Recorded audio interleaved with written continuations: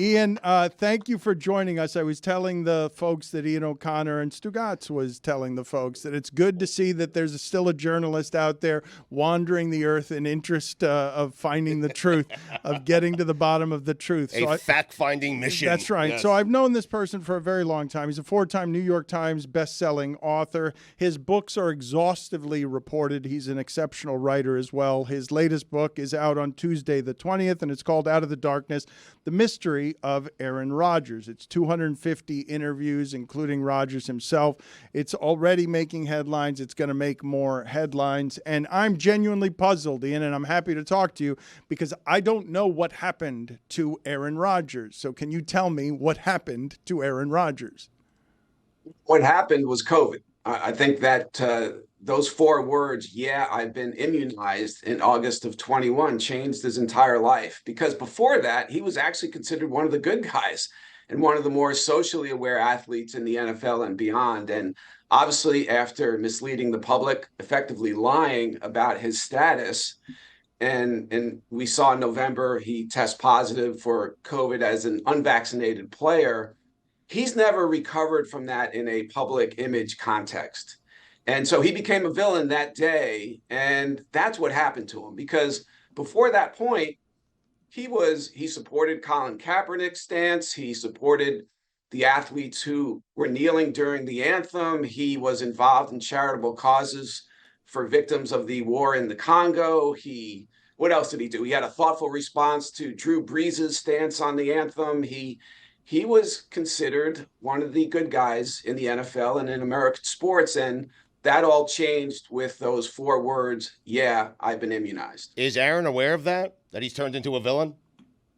Oh, yeah. Yeah, he's aware of it. He's spoken in the past about that day, really in August of 21. And there's a story now up on ESPN.com out of my book where he now says that if he had to do that all over again, he would not have said that. He would have told his truth. And his truth was that he was allergic to an ingredient in Moderna and Pfizer, those vaccines. He was concerned about possible side effects with Johnson & Johnson. And that the reason he didn't tell the truth that day is because he was concerned it was going to impact his appeal with the league. And in retrospect, he should have just said, I'm concerned about these vaccines. I'm not getting vaxxed, and told the truth. And I told him, and sitting in his backyard in Malibu, basically that if I were a columnist in Green Bay or Milwaukee, and I can't guarantee this because I wasn't sitting in the room, and you told the truth, and I was vaccinated at the time, I would have found that to be a somewhat reasonable position. I don't think I would have ripped you in a column that day. And I think you would have gotten a fraction of the criticism you ultimately got in November when the truth came out. Again, the name of the book is Out of the Darkness, The Mystery of Aaron Rodgers, and he's talked to 250 people. I read something that was aggregated the other day. I don't know if it's from your book or not, about the breaking up of his family over the fact that he was having premarital sex with Olivia Munn on game day. Is that from your book, or is that from elsewhere? What are the interesting things around his family stuff that you discovered? Well, it was part of it. Was obviously his family was devoutly religious, and he was raised in that environment. And I think he ultimately rebelled against that, and that rebellion planted a seed for other rebellions. And certainly that wasn't the factor or the primary factor in his estrangement. But the fact of the matter is that his mother, particularly very devoutly religious, and she was morally opposed to premarital sex, and that applied to him in her mind, even after he had won the Super Bowl, and he was asked by her, when you travel with your girlfriend, are you staying in separate rooms? And so, listen, my mother taught me premarital sex was a bad thing too. So I'm not saying it's wrong. I'm just saying that that's an example of something that did bother him. But this estrangement, everybody's looking for one singular reason why, and it's gone on for nearly 10 years. It's death by 1,000 cuts. There's not one reason why. And certainly he could not illustrate that to me. And his parents still say they don't know why he doesn't talk to them anymore, and hasn't for nearly 10 years. So it's a lot of he said, she said. I think religion was a bigger part of it early. Now, not so much a big part of it. His best friend, Jordan Russell, I think has a key quote in the book where he says that when Aaron believes that a family member or a friend is laying claim to something based on his accomplishments and success, he will go out of his way to make sure that person earns his or her own way. And I actually think that's a big part of it now, is that he feels like the family unit revolved too much around his success, and it was something that he rebelled against. Is his brain internet fried? I think that's part of it too. Yeah. I think he is on the internet all the time. I don't think he would admit that for public consumption, but I think he's a very, very well-read guy. I think he actually reads too much or too much of the wrong material out there on the web and in other forums. But I think that's a fair way of putting it. What do you think was interesting when you report these things? For people who don't understand the amount of time, effort, and work that it goes into crafting something the way Ian O'Connor would insist on it being crafted if it has his name on it, when you're reporting this, what are the items that jumped out to you again and again as like, whoa, that's surprising, didn't know that? I think the way he's covered in the media, I think most fans would believe that his teammates don't like him. And the opposite is true. I mean, he's universally loved and admired around the NFL by the players. And I think that has to count for something. He's spending the most amount of time with them. And outside of a couple of guys who've ripped him at times over the years, Greg Jennings and Jermichael Finley, man, it's pretty impressive. I talked to one prominent NFL figure who knows hundreds upon hundreds of NFL players. And this figure told me he hated Aaron Rodgers, basically. He couldn't stand him in anything that he stood for. But he said, I have to admit, I've never met an NFL player who doesn't like him. And so that was surprising. And I think that would be surprising to a lot of fans who, reading the way he's covered, and we all know a lot of his wounds are self-inflicted, but I think fans would be almost shocked by that his teammates see him as a great teammate and leader. And just being around the Jets the last year and a half, it's amazing to a man that they really have a tremendous amount of admiration for Aaron Rodgers. Just pre-ordered the book on Audible. It drops next week. Got to read the shit out of this with my ears. Nice. Well, I'm telling the audience. I'm telling the audience here that this is this person, Ian O'Connor. When he tackles something, it's not just 250 interviews. This has been an obsession for you for how many years now? How long have you been working on this? How many months have you been working on this straight? This one was shorter than my average book in terms of time. I left my job and a fair amount of money to do this. I had never written a book or reported and researched a book without a full-time job on the side, so to speak. I left my columnist job at the New York Post to focus on this because I felt it needed to come out while he was still active and still playing. And actually, Dan, I was going to do a book on your guy, LeBron. I was under contract to do that biography. But what happened was Jeff Benedict came out with a book I didn't realize was in the works, and I thought there might be a little LeBron fatigue. And then Aaron Rodgers gets traded into my backyard in New York, and figured he's probably the most prominent American male athlete who hasn't had a defining book written about him. So I made the trade, LeBron for Aaron Rodgers, and hopefully it was a good one. LeBron, another one of those who came through here and then went on to better things. I'm very proud of him. Your guy. He left us. Yeah. He did. Very proud of him as well. But Ian, after your exhaustive research and you quit your job and you spoke to all these people. Why are you saying it that way? I'm asking them a question. No, but there's some tone in your voice. Well, I'm just wondering, did you get the sense after all of that research that Aaron is going to play 17 games this season? That's all he cares about. Stugotz, and listen, I want the Jets in the Super Bowl because I was 4 years old the last time they were in the Super Bowl. I'm about to turn 60 in 2 weeks, so I really want to see it. I want it to happen. I know you do as well. I think that the Jets are going to go 11-6 this year. I see them in the playoffs as a factor. I see them unfortunately losing the AFC Championship game in Kansas City, but one of these years the Jets are going to win it. It's just like in 2004, I was there when the Red Sox won it, okay? Their fan base assumed something was going to go wrong, and it went wrong for everybody else that year, particularly the New York Yankees. And the Cubs, same thing with their fan base, even going back to the New York Rangers in 1994, those fatalistic fan bases were ultimately rewarded. And I do believe that will happen to the Jets. I think it's possible that will happen this year, but that's asking for a lot. I think Aaron Rodgers, I would sign up now, Stugotz, for 14 starts because I think Tyrod Taylor can win 2 out of 3. Right. Just as long as the injury is in the middle of the year. I just want him to be healthy for the playoffs. Right. I just didn't know Tyrod Taylor was there. T-Mobile. That was the Yeah. Ian, so can you tell me in when you write a book like this, how does this come together? How did he agree to it? Were you already down the path of writing it and then you got him to agree? I always want to make sure the subject hears it from me first. I don't want the subject to ever hear I'm doing an unauthorized biography from somebody else. So when he was traded, first press conference at the Jets in Florham Park, New Jersey, I had obviously alerted their PR chief, Eric Gelfand, that I was about to start this project, and he arranged for me to talk to Aaron for a few minutes after the press conference. And I explained to him my process, and I said, do you have any questions about that process? And he said, yeah, I have a question. Do you plan on interviewing me for this book? And I said, well, of course, I'd love to, but that's up to you. And we went months and months, and I was making requests. I contacted him directly, his agent. Obviously, I was going through the Jets a lot. And I handed in the manuscript in January without him.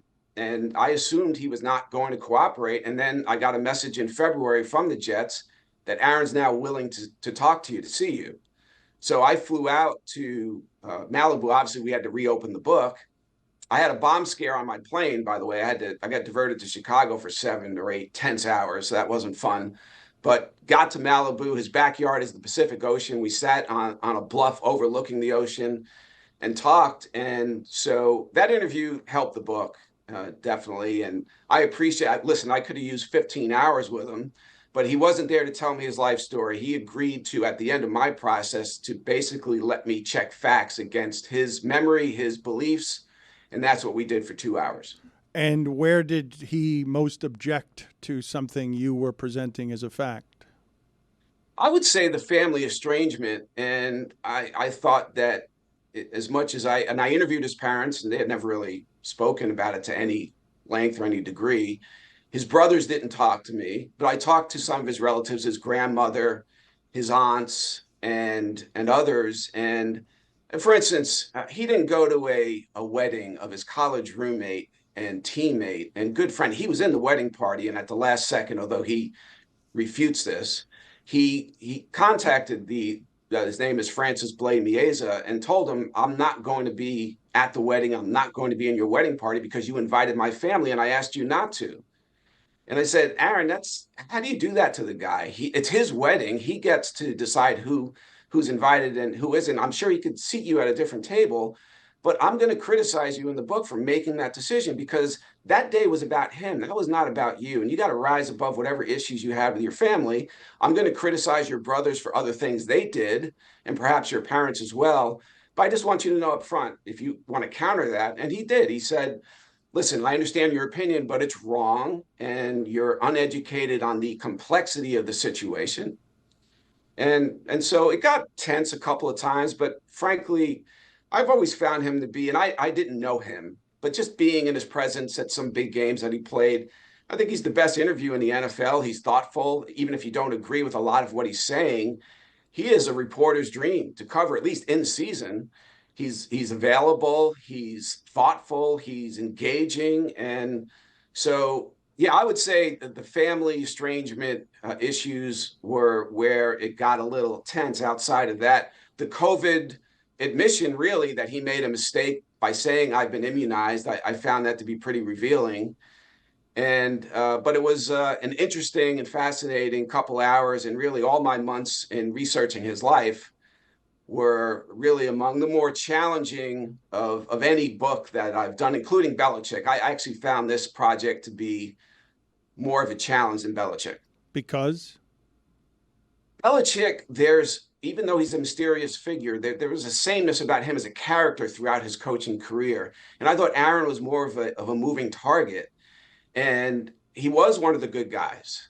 And then he became the ultimate villain in the NFL. And I handed in the book without him, and then suddenly he wants to talk to me. I reopened the book, and then he went on after I talked to him and didn't have access to him anymore on some podcasts talking about more conspiracy theories, and I had to keep reopening the book and adding that. You had the RFK Jr. story, you had the CNN Sandy Hook story, and it was just a lot of moving parts with him, and I found him to be a little more elusive than Belichick. Take me through those controversies you just mentioned. How does he really feel about 9/11, Sandy Hook, all of those things? Well, obviously he said what he said about Sandy Hook and that he didn't have that belief. And that's the one conspiracy theory that if he had, that is unforgivable. You don't have to be a parent to understand. That one's different. And his friends that I talked to said they had never heard him share that conspiracy theory. And listen, that was odd. I think, Dan, we go back as old newspaper guys. I can't remember an outlet ever holding a story for 11 years and then running it. And I'm a fan of Jake Tapper's, but I don't know how CNN has that story with a public figure in 2013 and publishes in 2024. I just don't understand that.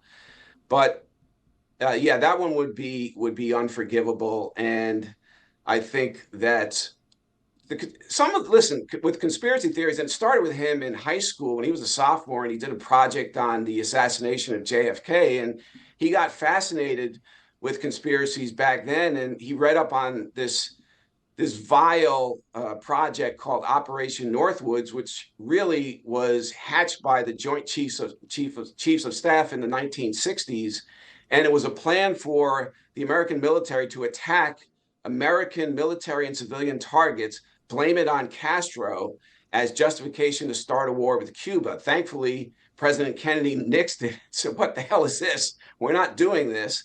But I think Aaron, reading up on that and other things, he sort of came to believe that with every government crisis, there's an Operation Northwoods behind it, which obviously isn't true. I will say that if he embraces 7 conspiracy theories now, it's probable that 1 or 2 of those will be proven true. Some conspiracy theories are true. It's just that a number of his definitely are not. You mentioned a couple of the places where you're going to be critical, that wedding story, COVID. Where else are you most critical in the book? Well, listen, as a football player, you look at his postseason record, he's 11-10. And I think that in going back and watching so much video of his highlights and his big games and his prime, it's just hard to believe that the Packers only won 1 Super Bowl with him. And his teammates all thought he was much better than Tom Brady, and physically he was. I think Mahomes and Rodgers are separated from everyone else in history by their talent.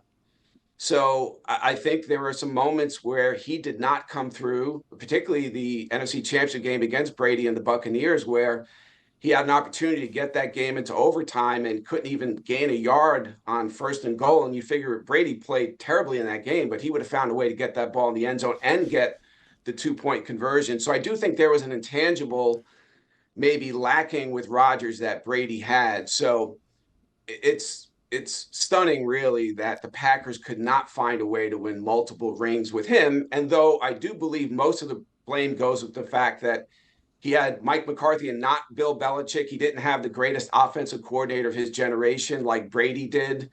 And his special teams units let him down. Defenses let him down. If they recover an onside kick in 2014, he gets to the 2nd Super Bowl in a year where he beat Brady and Belichick in the regular season. So there are obviously mitigating factors here, but there were times when he could have made big plays in the postseason and he did not. And so that's an area where I am critical of him as well.